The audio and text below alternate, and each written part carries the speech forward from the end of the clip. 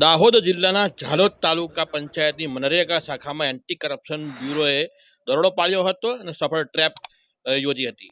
મનરેગા શાખાના એપીઓ આશિષ લબાના લાંચ લેતા રંગે હાથ ઝડપી પાડવામાં આવ્યા છે. આશિષ લબાના 20,000 રૂપિયાની લાંચ લેતા એસીબીના હાથે ઝડપાયા છે. પંચમહાલ એસીબીએ લાંચ લેતા આશિષ લબાનાને ઝડપી પાડ્યો છે. વનીકરણની કામગીરી માટે લાંચની આ માંગણી કરવામાં આવી હતી. ઝાલોદ તાલુકા પંચાયત મનરેગામાં એન્ટી કરપ્શન બ્યુરોની આ હેટ્રિક હતી. ત્રીજી રેડ હતી સફળ.